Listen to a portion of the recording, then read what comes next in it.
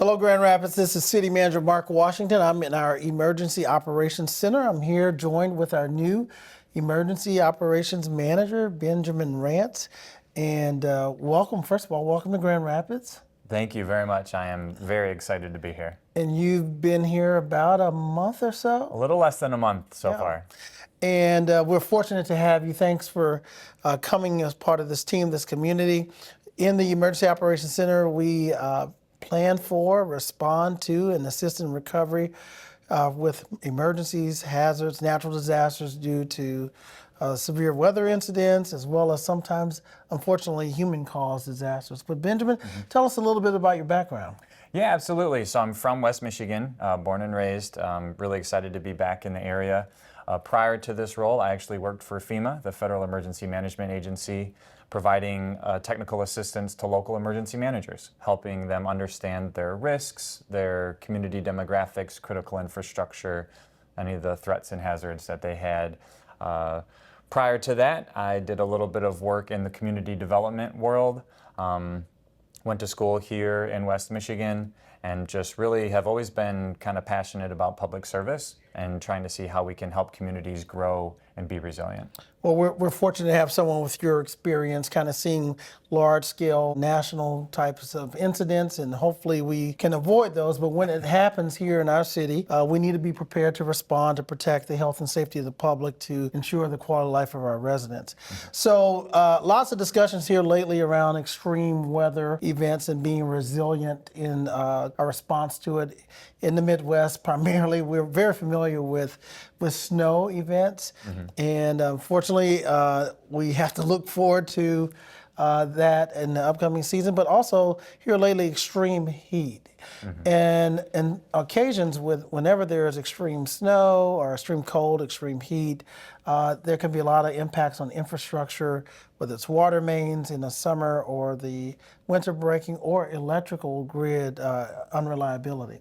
What should our residents do to kind of prepare for some of those kind of natural weather events? Yeah, that's a great question. I think one of the things that residents can do to prepare is just really have a household emergency plan. It's understanding, are there other locations you can go to if your power is out? If you do have to stay inside your home or inside your apartment, what are the items you need? You know, ensuring you have food and bottled water for 3 to 4 days that can last you until hopefully the power is back on. Ensuring that you have batteries for any weather radios or flashlights that you might have. And I would also say just ensuring that you have a list of your friends and family members that you're checking in with. You know, in Grand Rapids, we have a very strong community, and we want to ensure that people understand that when they go through these events, they're not alone. So we want to ensure that they're checking in with their family members, letting them know that they're all right, and also just ensuring that we're all working together to get through those incidents. Well, the two common questions whenever there's events is, when will power be restored and when will the debris be picked up? But if there are down trees, down lines, for down power lines, residents should never go near them. You should always call 911 or Consumers Energy.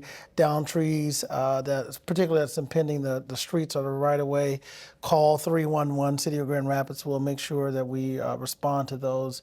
Of course, we'll have our refuse services helping to pick up some of the debris, as well as having neighbors bring it to some of yard sites. But what else should, besides you know, those big kind of continuity of life issues, is there any benefit for unplugging sensitive equipment, computers, and things of that nature while the power is off before it comes back on? Absolutely, that's a great answer as well. You know, we want to ensure that when the power does come back on, we avoid any surges. So I would unplug anything like your TVs, refrigerators, microwaves, things like that. I would also recommend, if you do have a generator and you happen to be using it and it's gas powered, make sure that you're operating those outside in an open, ventilated area, definitely not in an attached garage or any place where those fumes could leak into the house. So again, just having that emergency plan so you know what to do in those events, and then making sure that we're taking care of each other and watching out for our neighbors. No generators in basements or attics, in addition to garages and all that other stuff. So It's a real, and it's real personal whenever someone is affected by a disaster, both individually and the community.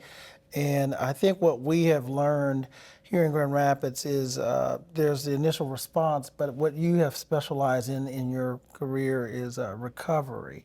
And I think that's something that when there's not a federal, state, or local declaration for resources in recovery, people still need help. And what are some of the ways that we can get better at helping people recover? You know, that's a great point. All disasters begin and end locally. Whether you have support from the state or from the federal level, you know, there are going to be resources that are needed at the local level to do that. And one of the ways we do that is by preparing for events months and years before they actually happen. We have plans in place to ensure that the right person is in the right place at the right time when we're talking about an emergency response. In terms of recovery, it's really understanding where individuals and communities were before an event and working to get them, if not back to where they were, but to a new normal. You know, what does that look like after these extreme events? I know the city has really leaned forward into trying to establish mechanisms to support individuals that are impacted by these events. And do it on a community-wide basis. And there are other agencies that we collaborate with, and like United Way and Red Cross and all those other agencies. But I think there are also other organizations that I think we can strengthen our alignment with to assist in recovery. Well, Benjamin, thanks for being part of the team, and we look forward to you helping us when needed, and hopefully that's not very often. But should it happen, we know that we have someone very capable and prepared to guide us through some very difficult issues. So thanks for being on board. Thank you, sir. It is my pleasure. All right. We'll see you next time.